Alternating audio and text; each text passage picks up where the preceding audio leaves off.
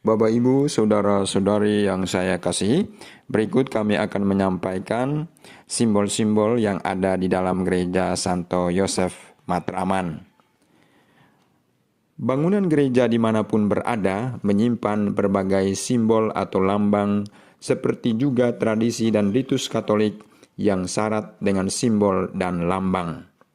Pemahaman akan makna yang tersirat di balik lambang tersebut akan bermanfaat membantu umat antara lain untuk menghayati imannya, memudahkan mencari perenungan, dan mengakrabkan diri pada Allah yang dipuja. Yesus Kristus dalam Injil Yohanes menggambarkan dirinya sebagai jalan, di mana Allah melalui Kristus turun ke dunia, menemui manusia, dan melalui Kristus juga umat manusia ditarik menuju Allah. Konsep jalan menjadi sentral dan menjadi sumber inspirasi dan acuan bagi perancang interior Gereja Santo Yosef Matraman pasca renovasi. Desain interior ini menerapkan kombinasi beberapa konsep lain, yaitu konsep warna dan konsep pemilihan bahan dasar. Semua konsep tersebut mengacu pada jalan kehidupan umat Kristiani, yaitu jalan salib dan akulah jalan. Yohanes bab 14 ayat 6. Gereja umat Allah termasuk paroki Matraman pada dasarnya adalah sejumlah pesiara yang berjalan bersama menuju Allah. Perjalanan manusia umumnya dimulai dengan berbagai nuansa egoisme dalam perjuangannya menuju Allah.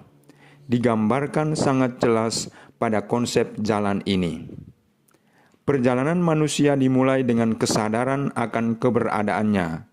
Siapa kita dan di mana kita, dilambangkan dengan desain lantai.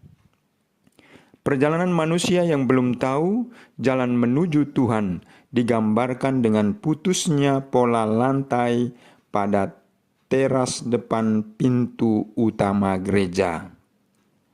Suatu ketika, kita yang telah mengenal jalan Allah, namun masih bimbang atau belum mau mengikuti Dia, digambarkan dalam pola bulat atau lingkaran yang merupakan ujung jalur ke altar.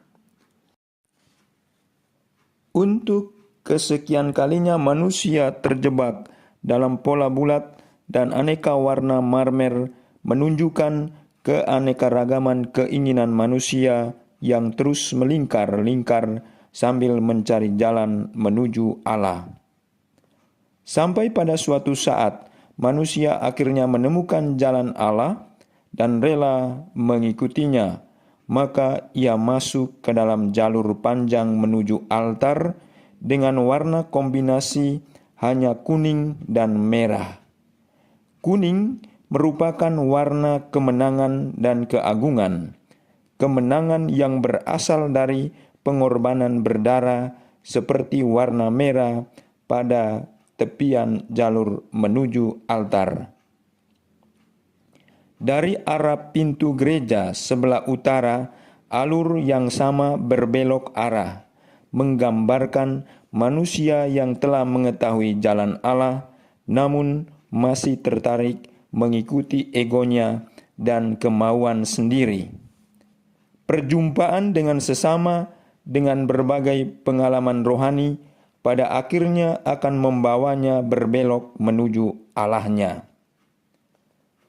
Perjalanan menuju Allah dan bersama Allah kembali sangat terasa kuat, tampak pada pola plafon berbentuk salib dari lumber siring kayu jati yang berbentuk salib megah menaungi seluruh lantai. Salib lumber siring ini juga terpasang pada jalur sebelah kiri gereja. Ketika Yahweh membimbing umat dalam perjalanan menyeberang gurun Sinai, Yahweh selalu menaungi umatnya dari panas terik dengan awan menggantung di langit. Selain lumber siring, plafon gipsum putih metah melambangkan keluasan tanpa batas dan kesucian rumah ibadat. Pola lantai ornamen bulat berbentuk bunga teratai dengan aneka warna yang melambangkan 8 penjuru angin, merupakan lambang perkembangan rohani manusia dalam perjalanan menuju Allah. Pola ini pun dapat dikatakan sebagai lambang kepenuhan cinta Allah melalui gerejanya kepada manusia.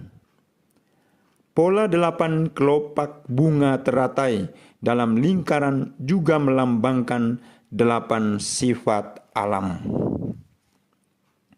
Gereja bersifat bumi yang mau dan mampu menerima siapa saja dengan segala perbedaan, kekurangan, dan kelebihan. Gereja bersifat matahari yang menyinari dan menghidupi semesta kehidupan rohani. Gereja bersifat bintang yang menjadi pedoman arah, kompas bagi kehidupan masyarakat. Gereja bersifat sebagai bulan yang menciptakan kedamaian dan suasana sejuk dan aman. Gereja bersifat sebagai api yang memberi semangat, membakar semua noda dosa melalui pertobatan dan pengampunan. Gereja bersifat sebagai air yang memberi kesegaran, kehidupan, membasuh dan membersihkan, memuaskan dahaga akan kebenaran. Gereja bersifat bayu atau angin yang memberi kelegaan bagi yang tertindas, tertekan, dan dalam kesesakan. Terakhir, gereja bersifat langit yang menaungi semesta alam, melindungi siapapun dan apapun. Lingkaran dalam pola bulat ini berangkap 3 dapat dikatakan sebagai lambang keramat Tritunggal Maha Kudus. Pola-pola ini terletak pada lantai di setiap muka pintu gereja, pada tengah altar dan perpotongan jalur, pada langit-langit dan dinding sebelah utara gereja utama. Jika diperhatikan lebih jauh, maka jalur marmer kuning merah yang bercabang di depan altar nampak seperti kasula Kristus, lambang imamat dan kurban sejati di altar. Semua ornamen, jalur, dan warna semua berakhir pada altar. Altar adalah pusat peribadatan yang berpuncak pada tabernakel dan Kristus yang tergantung di kayu salib. Warna lantai altar hijau melambangkan kesuburan, kehidupan, dan pengharapan. Sepanjang tahun liturgi, warna hijau merupakan waktu terpanjang. Pada dinding relung altar tetap mempertahankan ornamen yang ada pada altar gereja awal. Ciri khas relung altar adalah mada kemuliaan dan pujian kepada Tritunggal Maha Kudus. Te invocamus, kami berseru kepadamu. Te laudamus, kami memuji Dikau. Te adoramus, kami menyembah Dikau. O Beata Trinitas, Tritunggal Maha Kudus. Di antara kalimat pujian yang terbuat dari bahan kuningan, tergambar pula lambang pengarang Injil. Manusia bersayap, lambang Matius, karena mengawali Injilnya dengan silsilah Yesus sebagai manusia sejak Adam.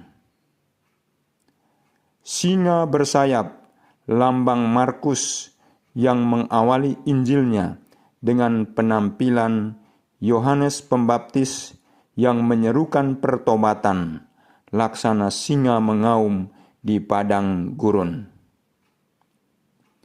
Lembu bersayap melambangkan Lukas yang memberi tekanan pengorbanan dan belas kasih pada Injilnya. Burung elang adalah lambang Yohanes yang mengawali Injilnya dengan asal-usul Yesus dari tempat tinggi. Pada mulanya adalah Sabda, dan Sabda itu ada bersama Allah. Yohanes 1:1. Tepat di tengah relung terdapat gambar bulir gandum dan anggur yang melambangkan korban Yesus yang sekali untuk selamanya. Warna altar selain didominasi dengan warna kayu jati, juga terdapat nuansa coklat melambangkan kehangatan dan roti.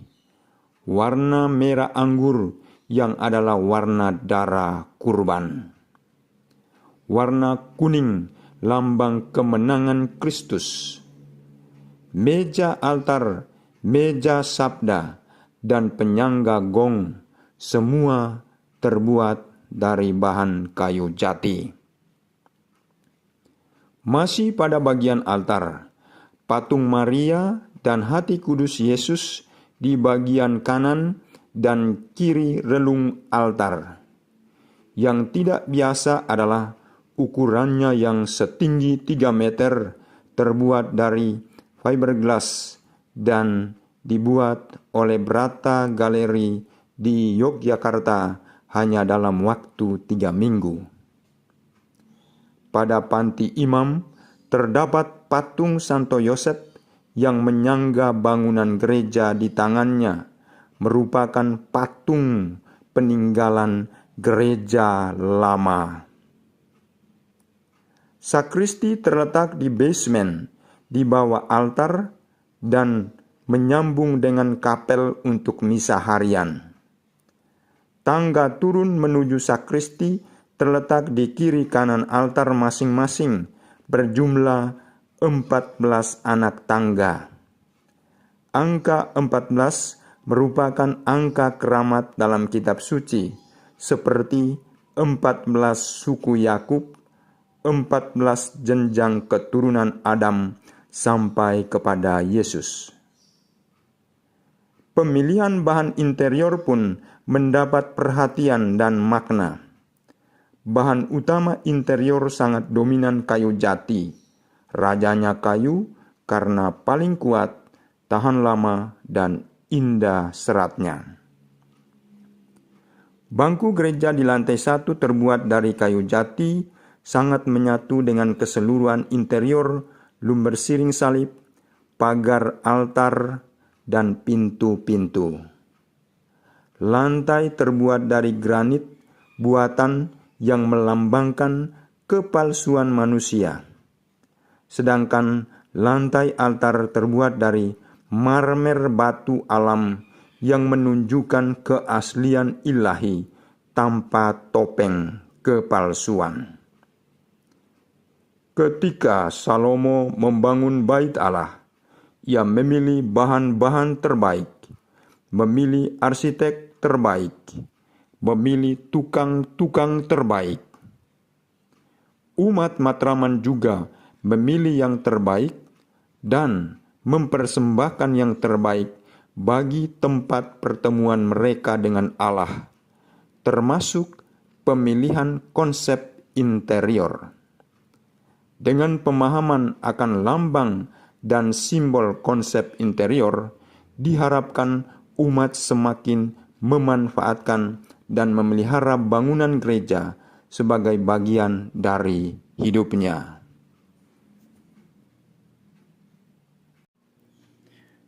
Pemberkatan gereja pasca renovasi dilaksanakan pada Hari Raya Tritunggal Maha Kudus, 26 Mei 2002 oleh Bapak Uskup Agung Jakarta, Julius Kardinal Dharma Atmaja, SJ. Demikianlah penjelasan tentang simbol-simbol Gereja Santo Yosef Matraman. Sumber dari penjelasan ini diambil dari buku Di Bawah Lindungan Santo Yosef, Refleksi Perjalanan Umat Paroki Matraman dari tahun 1909 sampai 2006. Halaman 27 sampai dengan halaman 31. Tuhan memberkati kita.